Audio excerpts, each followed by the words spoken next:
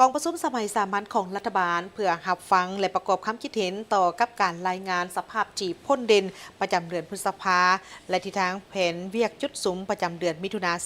2026ในเมื่อวันที่27พฤษภา2026นี้กองประชุมสมัยสามัญของรัฐบาลประจำเดือนพฤษภา2026ได้ไขขึ้นอย่างเป็นทางการภายใต้การเป็นประธานของท่านสนไซศรีพันดรนายกรัฐมนตรีมีบรรดาทานของนายกรัฐมนตรีสมาชิกรัฐบาลผู้ต่างหน้าจากทางบรรดากระทรวงองค์การเข้าร่วมแบบซึ่งหน้าและมีบรรดาประธานรองประธานคณะกรรมการปกครองนครหลวงเวียงจันทร์และบรรดาแขวงเข้าร่วมผ่านระบบกองประชุมทั้งไกล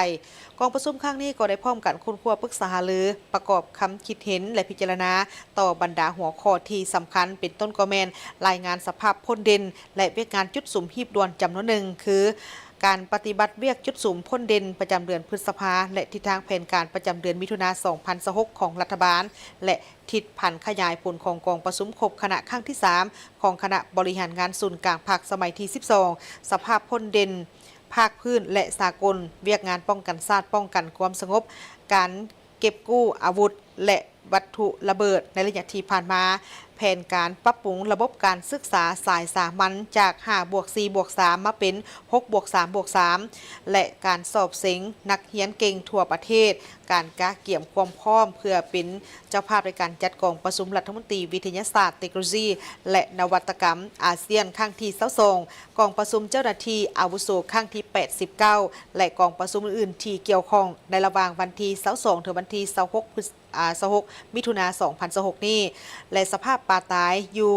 น้ำเสโดนเมืองสนะสมบูรณ์แขวงจำปาสักพร้อมกันนั้นกองประชุมก็ได้มีการรายงานสภาพการรวมบรรจุรัฐกรประจำปี2025และแผนความต้องการจำนวนตัวเลขรัฐกรใหม่โควต้าในปี2026ของบรรดากระทรวงองค์การรัฐเทียบเท่ากระทรวงองค์การจะตั้งพรรคศูนย์กลางแนวหลังสังชาติองค์การจะตั้งมหาชนและองค์การปกครองท้องถิ่นผ่านห่างกฎหมายว่าด้วยคลังเงินแห่งรัฐห่างกฎหมายว่าด้วยงบประมาณแห่งรัฐสำหรับปรับปรุงห่างดำรัฐว่าด้วยการเซาและสัมปทานที่ดินในโอกาสดังกล่าวนี้ท่านนายกรัฐมนตรีก็ได้ข้องมายังบรรดาทานสมาชิกรัฐบาลและบรรดาทานที่เข้าร่วมในกองประชุม